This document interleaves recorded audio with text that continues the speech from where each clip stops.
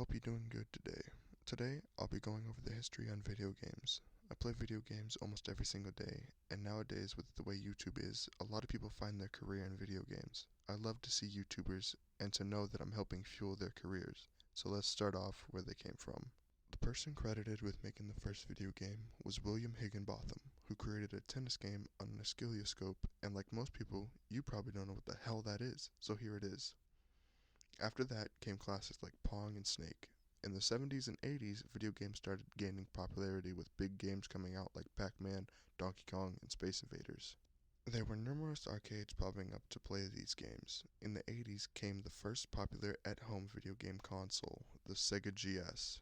With how much video games have expanded nowadays, it's possible for almost anyone to go into a tournament. But do you know where tournaments originated from? Apparently, the first ever video game tournament was hosted in Stanford University in California, with the first sponsor being the Rolling Stones magazine and the first game being Space War.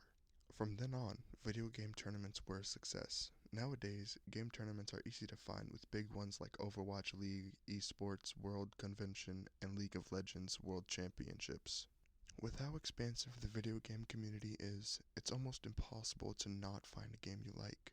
You know how when you were little, your parents used to say that sitting too close to the TV would damage your eyes?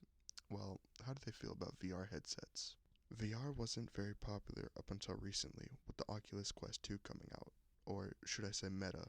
Ain't nobody want to call it the Meta Quest 2. I don't know why they would stupidly change their name like that. But before the Quest's release, VR was very underground, but with YouTubers like Josh Dub, HeyI'mB, and Eddie VR, games like VR Chat and Pavlov started gaining popularity. That's why when you get on to hang out with your friends in VR Chat, you will almost always find a child in the lobby. I mean, if you're in a public world. When video games really started gaining popularity was when the Xbox 360 came out. I'm sure that if you've been active in the video game community for a little while, then you've had an Xbox 360, with popular games like Call of Duty Modern Warfare, GTA 5, and Black Ops 2. When I was like 11, I tried to go get GTA 5, and I swear to God, the GameStop employee had it out for me. Ever since then, I've never been to a single GameStop. I don't understand why I couldn't just keep it on the down low. More recently, with the releases of the PS5 and the Xbox Series X and S, we're seeing how consoles are becoming more like PCs. I've never owned a gaming PC and probably won't for a while. I'm hoping that video games keep going in the direction they are. With up-and-coming games like Bone Labs for the Quest 2, Call of Duty Modern Warfare 2, and Overwatch 2, we can only hope that these games don't flop, especially Call of Duty Modern Warfare 2, since all the past Call of Duties have been the same thing under a different paywall. Like always, the articles I looked at will be in the description.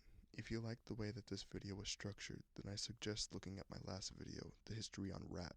I'm gonna try to post content like this more often, but right now I'm in a stage where I'm just seeing what works for me.